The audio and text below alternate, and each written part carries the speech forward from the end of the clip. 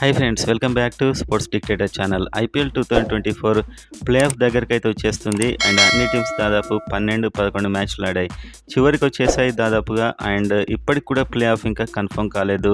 ఒక రెండు టీమ్స్ మాత్రం చాలా దగ్గరగా ఉన్నాయి, KKR and Rajasthan Royals. So ఈ రెండు టీమ్స్ అయితే 8 విజయాలతో ప్లే ఆఫ్ వెళ్ళిపోయాయి.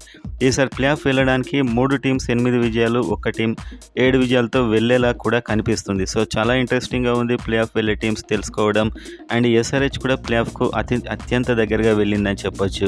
సో ఇప్పటికే 12 మ్యాచ్లో 7 విజయాలతోనే 3వ స్థానంలో ఉంది. అండ్ ఈ విజయాలతో కూడా ప్లే ఆఫ్ వెళ్ళే అవకాశాలు ఉన్నాయి. కానీ హోమ్ గ్రౌండ్లో ఇంకా 2 మ్యాచెస్ ఉన్నాయి. సో ప్లే ఆఫ్ ఎవరు వెళ్తారనుకుంటున్నారు కామెంట్ చేయండి. అండ్ అదేవిధంగా ఎస్ఆర్హెచ్ వర్సెస్ నెక్స్ట్ గుజరాత్ టైటన్స్తో మ్యాచ్ అయితే ఉంది. సో ఆ మ్యాచ్ కోసం వెయిట్ చేసేవారు అయితే వీడియోని లైక్ చేయండి అండ్ సబ్స్క్రైబ్ చేసుకోండి ఐపీఎల్ అండ్ ఎస్ఆర్హెచ్ అప్డేట్ కోసం. సో ఇప్పుడు ఎస్ఆర్హెచ్కు ఉన్నటువంటి అతిపెద్ద బిగ్ అడ్వాంటేజ్, ప్రతి వీడియోలో మనం చెప్తుంటాం, హోమ్ గ్రౌండ్లో 2 మ్యాచ్లు ఉండడం. సో ఈ 2 మ్యాచ్లు కనుక హోమ్ గ్రౌండ్లో ఉంటాయి, ఒక మ్యాచ్ గెలిస్తే డైరెక్ట్ ప్లే ఆఫ్ వెళ్ళిపోతుంది. కానీ ఇప్పుడు ఎస్ఆర్హెచ్ 2 మ్యాచ్లు గెలిచి, రాజస్థాన్ రాయల్స్ కనుక ఒక 3 మ్యాచ్ల్లో 1 ఓడిపోయి 1 గెలిచి 2 ఓడిపోయినట్లయితే ఎస్ఆర్హెచ్ సెకండ్ ప్లేస్కి కూడా వెళ్ళే అవకాశాలు ఉన్నాయి. సెకండ్ ప్లేస్కి వెళ్తే మీకు తెలుసు ఫైనల్కి వెళ్ళడానికి 2 ఛాన్సెస్ ఉంటాయి. ఒకవేళ థర్డ్ ఫోర్త్ ప్లేస్లో ఉంటే ఒకటే ఛాన్స్ ఉంటుంది. సో ప్రతి మ్యాచ్ గెలవాలి ప్లే ఆఫ్ వెళ్ళాక, థర్డ్ ఫోర్త్ ప్లేస్లో ఉంటే. ఫస్ట్ 2 ప్లేస్లో ఉంటే మాత్రం ఫైనల్కి వెళ్ళడానికి ఒక మ్యాచ్ ఓడిపోయినా కూడా ఛాన్స్ అయితే ఉంటుంది. సో దానికోసం ఎస్ఆర్హెచ్ ట్రై చేస్తుందనడంలో ఎలాంటి సందేహం అయితే లేదు. సో మొత్తానికి 4th ప్లేస్లో ఉన్నటువంటి సిఎస్కే మ్యాచ్ గుజరాత్ టైటన్స్తో కాకముందే నేను ఈ వీడియో అయితే చేస్తున్నాను. వాళ్ళు ఈ మ్యాచ్ గెలిచినట్లయితే ఎస్ఆర్హెచ్కు పోటీగా వచ్చేస్తారు. ఈ 4 టీమ్సే పాయింట్స్ టేబుల్లో ఉంటాయి ప్లే ఆఫ్కి. And Delhi Capitals, Lucknow Super జెయింట్స్కి పెద్ద ఛాన్స్ లేదని చెప్పొచ్చు. వీళ్ళకి నెగిటివ్ రన్ రేట్ ఉంది. అనూహ్యంగా ఆర్సీబీ కూడా దూసుకొచ్చింది. 12 మ్యాచ్ల్లో 5 విజయాలతోని పాజిటివ్ రన్ రేట్ ఉంది. వాళ్ళు వరుసగా 2 గెలిచి మిగతా టీమ్స్ ఓడిపోయినట్లయితే ఆర్సీబీకి కూడా ఛాన్స్ ఉంటుంది. సో ఇన్ని ఈక్వేషన్స్ అయితే ప్లే ఆఫ్ను చాలా ఇంట్రెస్టింగ్గా మారుస్తున్నాయి. ఎస్ఆర్హెచ్ మంచి పొజిషన్లో ఉంది, ఎందుకంటే లక్నో సూపర్ జెయింట్స్ మీద ట్రావిస్ హెడ్, అభిషేక్ శర్మ ఒక భారీ విజయాన్ని అందించారు. దాంతో ఒక మంచి రన్ రేట్ కూడా వచ్చింది. దాంతో ప్లే ఆఫ్కు అతి దగ్గరగా వెళ్ళిపోయిందని చెప్పొచ్చు. అదేవిధంగా 2 హోమ్ గ్రౌండ్ మ్యాచెస్ 16th నాడు ఒకటి గుజరాత్ టైటన్స్తో మ్యాచ్ ఉంది. అండ్ అదేవిధంగా తర్వాత పంజాబ్ కింగ్స్. సో కాస్త చిన్న టీమ్స్, అంటే దాదాపు ఈ సీజన్లో ఎక్కువ ఫామ్లో లేని టీమ్స్తోనే మ్యాచెస్ అయితే ఉన్నాయి. సో ప్లే ఆఫ్ వెళ్ళే అవకాశాలు ఎస్ఆర్హెచ్కు చాలా ఎక్కువగా ఉన్నాయి. ఇప్పుడున్న విజయాలతో కూడా వెళ్ళొచ్చు మనం చెప్పుకున్నట్లుగా. అండ్ ఎస్ఆర్హెచ్ టీంలో చూస్తే కనుక టీం సెట్ అయిందని చెప్పొచ్చు. ఒకటి నెంబర్ 3లో సరైనటువంటి ప్లేయర్ లేకపోవడం. అండ్ మయాంక్ అగర్వాల్ని తీసుకున్నారు, ఆ తర్వాత శాన్వీర్ సింగ్ని తీసుకున్నారు. శాన్వీర్ సింగ్ అయితే ఇప్పుడు నెంబర్ 3, మయాంక్ అగర్వాల్ ప్లేస్లో అయితే తీసుకున్నారు. సో కరెక్ట్ నెంబర్ 3 బ్యాట్స్మెన్ అయితే ఎస్ఆర్హెచ్లో ఇప్పుడు కనిపించట్లేదు. సో ఇదే సందర్భంలో విజయకాంత్ను మన స్పిన్ బౌలింగ్లో కాస్త స్ట్రాంగ్ చేయడానికి, సో మనం చెప్పుకున్నాం ఇండియా పిచ్చెస్ మీద స్పిన్నర్ అత్యంత ఆవశ్యకం, సో అవసరం. సో విజయకాంత్ ప్లేస్లో ఒకవేళ మయాంక్ మార్కండేని తీసుకున్నా కూడా ఈ శాన్వీర్ సింగ్ ప్లేస్లో ఎవరి ప్లేస్లో అయినా, అండ్ మార్కో యాన్సన్ ప్లేస్లో ఇది విజయకాంత్ని తీసేసి గ్లెన్ ఫిలిప్, సో ఒక అద్భుతమైన బ్యాట్స్మెన్.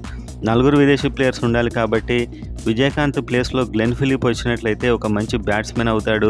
ఇప్పటికే మనకు Travis head and Abhishek Sharma లాంటి 2 చిచ్చర్ పిడుగులు ఉన్నారు.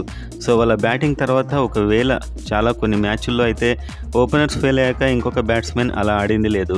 మనకు హెన్రిచ్ క్లాసెన్ ఉన్నాడు, క్లాసెన్ కూడా అప్పుడప్పుడు ప్రెజర్కి లోన్ అవుతున్నాడు. అదే గ్లెన్ ఫిలిప్ ఉంటే 4 ఇలాంటి బ్యాట్స్మెన్ ఉంటే కనీసం 2 ఆడతారు. సో అలాంటప్పుడు ఎస్ఆర్హెచ్ ఎంత భారీ స్కోర్ చేస్తుందో మనం చెప్పలేం.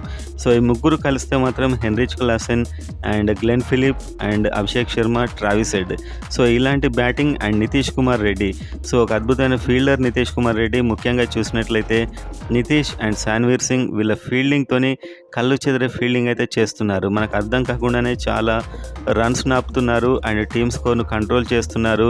బౌలర్ బ్యాట్ బాల్ వేసినా కూడా వీళ్ళు కంట్రోల్ చేస్తున్నారు. అలాంటి ఫీల్డింగ్ నితీష్ కుమార్ అయితే అమేజింగ్ ఫీల్డింగ్ ఈసారి ఐపీఎల్లో అని చెప్పొచ్చు. మీరు గమనించినట్లయితే అంత ఫాస్ట్గా బాల్ని తీసుకొని అతడైతే ఇస్తున్నాడు. సో మొత్తానికి యంగ్ టీమ్ అండ్ టీంలో మంచి అట్మాస్ఫియర్ కనిపిస్తుంది. సో ఈ టీం ఇంకొక 2 మ్యాచ్ల్లో ఒక విజయం అయితే అవలీలగా గెలుస్తారు. ఇంకా 2 గెలిచినట్లయితే ఫస్ట్ 2 ప్లేసెస్కి వెళ్ళి ప్లే ఆఫ్ మనకు ఫైనల్కి వెళ్ళడానికి చాలా ఈజీగా ఉంటుంది. అండ్ ఇంకొక రికార్డ్ ఏంటంటే 300 స్కోర్ ఆల్రెడీ 287 కొట్టేశారు. అండ్ లక్నో సూపర్ జెయింట్స్ మీద 9.4 ఓవర్స్లోనే 167 కొట్టారు. సో అప్పటికే విజయం వచ్చేసింది కాబట్టి అక్కడికి ఆగిపోవడం జరిగింది. సో ఇప్పుడు మిగతా 2 మ్యాచ్ల్లో అదే హైదరాబాద్ గ్రౌండ్, అదే బ్యాటింగ్ వికెట్.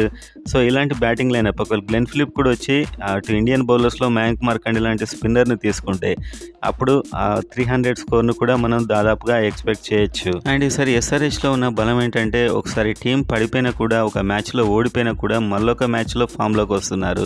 ఇది ముఖ్యంగా ప్యాట్ కమిన్స్ లాంటి ఒక ఫైటర్ అని చెప్పొచ్చు. ప్యాట్ కమిన్స్ కెప్టెన్సీలో ఎస్ఆర్హెచ్ కోచ్లో మార్పు ఇది. ఇంతకుముందు మనకు సీజన్లో అయితే ఒకసారి పడిపోయినట్లయితే వరుసగా అన్ని మ్యాచ్లు ఓడిపోతూ టేబుల్ చివరికి వచ్చేసేవారు. కానీ ఇప్పుడు ఒక్కసారి ఓడిపోయినా కూడా మళ్ళీ కంబ్యాక్ ఇస్తున్నారు, మళ్ళీ గెలుస్తున్నారు. ఈ క్రెడిట్ అంతా Travis head and Abhishek Sharma అని చెప్పొచ్చు. మ్యాక్సిమం గెలిచిన మ్యాచెస్లో 90% వీళ్ళిద్దరూ హిట్ అయిన మ్యాచెసే గెలిచారు. సో గుజరాత్ టైటాన్స్తో కూడా అలాంటి ఇన్నింగ్స్ ఆడతారనడంలో సందేహం లేదు. ఎందుకంటే గుజరాత్ టైటాన్స్లో ఒక మంచి ఆఫ్ స్పిన్నర్ అయితే లేడు, మంచి లెగ్ స్పిన్నర్స్ ఉన్నారు, నూర్ అహ్మద్ అండ్ రషీద్ ఖాన్. సో వీళ్ళిద్దరిని చూసుకుంటే సరిపోతుంది. కానీ లెగ్ స్పిన్నర్లను వీళ్ళు ఏ విధంగా ఆడుతున్నారో మనం చూస్తున్నాం. స్పిన్లో కూడా అద్భుతమైనటువంటి 6లు, అద్భుతమైన 4లు అయితే కొట్టారు. సో వీళ్ళు లెగ్ స్పిన్నర్స్ కాబట్టి వీళ్ళని ఆడడం కాస్త ఈజీ అవుతుంది అనుకుంటున్నాను. కానీ వీళ్ళు googly bowlers, leg spin and of spin 2 కూడా వేయగలరు. అండ్ ఫాస్ట్ బౌలింగ్ డిపార్ట్మెంట్లో మోహిత్ శర్మ మనకి ఇంతకుముందు మ్యాచ్లో వీళ్ళతో ఆడినప్పుడు చాలా బాగా బౌలింగ్ వేశాడు. కానీ ఇప్పుడు మోహిత్ శర్మ అయితే పెద్ద ఫామ్లో లేడు. అండ్ మోహిత్ శర్మ బౌలింగ్ను ఈజీగా ఆడుతున్నారు మిగతా టీమ్స్ అన్నీ. ఎస్ఆర్హెచ్ కూడా అతని బౌలింగ్ అలానే ఆడతారని మనమైతే ఆశిద్దాం. అండ్ ఫాస్ట్ బౌలింగ్లో పెద్ద స్ట్రాంగ్ ఉన్న ఫాస్ట్ బౌలర్స్ ఎవరు లేరు. మహమ్మద్ షమి ఇంజురీ తర్వాత అండ్ హార్దిక్ పాండ్యా వెళ్ళిపోయిన తర్వాత టీం అయితే చాలా బలహీనపడింది గుజరాత్ టైటాన్స్. వీళ్ళు ప్లే ఆఫ్కి వెళ్ళే అవకాశాలు కూడా పెద్ద లేవు. సో వీళ్ళ బౌలింగ్లో ఖచ్చితంగా ఓపెనర్స్ అయినా అండ్ హెన్రిచ్ క్లాసన్ ఒకవేళ గ్లెన్ ఫిలిప్ ఆడించినట్లయితే అతనైనా కూడా చెలరేగే అవకాశాలు ఉన్నాయి. కానీ గ్లెన్ ఫిలిప్ని ఆడించడం దాదాపు ఈ టైంలో చాలా కష్టం అని చెప్పుకోవచ్చు. విజయకాంత్తో కంటిన్యూ అవుతారేమో. సో అదైనా కూడా చాలా మంచిదే, ఎందుకంటే ఒక ఎక్స్ట్రాడినరీ స్పిన్నర్ ఇప్పుడు ఎస్ఆర్హెచ్కి అయితే అవసరం. సో విజయకాంత్ అలాంటి ఎక్స్ట్రాడినరీ స్పిన్నర్గా మారితే ప్లే ఆఫ్లో అయినా అండ్ ఫైనల్స్లో అయినా స్పిన్నర్ లేకుంటే గెలవడం అనేది చాలా కష్టమైనటువంటి విషయం. అండ్ బ్యాటింగ్ డిపార్ట్మెంట్లో ఎలాగూ చాలా బలంగా కనిపిస్తున్నారు. చివరి వరకు బ్యాటింగ్ రావట్లేదు ఎవరికి. ప్యాట్ కమిన్స్ అయినా, షాబాజ్ అహ్మద్ అయినా, అబ్దుల్ సమద్ అయినా. సో వీళ్ళకు బ్యాటింగ్ ఛాన్స్ కూడా రావట్లేదు. ఓపెనర్స్ కొట్టిన మ్యాచ్లో వాళ్ళే దాదాపు మ్యాచ్ని అయితే గెలిపిస్తున్నారు. సో నెక్స్ట్ ఎస్ఆర్హెచ్ ముందున్న లక్ష్యం ఒకటి ఏంటంటే ఫస్ట్ టాప్ 2 ప్లేసెస్లోకి వెళ్ళిపోయినట్లయితే ఫైనల్కి చేరుకోవడం కాస్త ఈజీ అవుతుంది. సో ఆ ప్లేస్ చేరుకునే అవకాశాలు కూడా చాలా ఎక్కువగా ఉన్నాయి. రాజస్థాన్ రాయల్స్ కూడా పెద్ద ఫామ్లో కనిపించట్లేదు.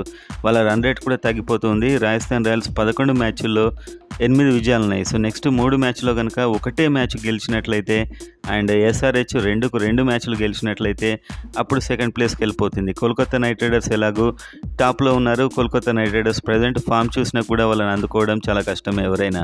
So Kolkata Knight Riders and ఎస్ఆర్హెచ్కు ఫైనల్లో పడితే ఆ మ్యాచ్ డిఫరెంట్ లెవెల్లో ఉండే అవకాశాలు అయితే ఉన్నాయి. ఎందుకంటే ఫస్ట్ కోల్కతా నైట్ రైడర్స్తో కొన్ని ఇన్సిడెంట్స్ జరిగాయి కాబట్టి ఫైనల్లో కేకేఆర్ వర్సెస్ ఎస్ఆర్హెచ్ పడితే బాగుంటుందని నేను కూడా అనుకుంటున్నాను. దీనికి ఇంకా ప్లే ఆఫ్ అయితే క్లారిటీ రావాల్సి ఉంది. ఆల్మోస్ట్ ప్లే ఆఫ్కు వెళ్ళిపోయినట్లే అని నేను నమ్ముతున్నాను ఎస్ఆర్హెచ్. మీరేమనుకుంటున్నారు? కామెంట్ చేయండి.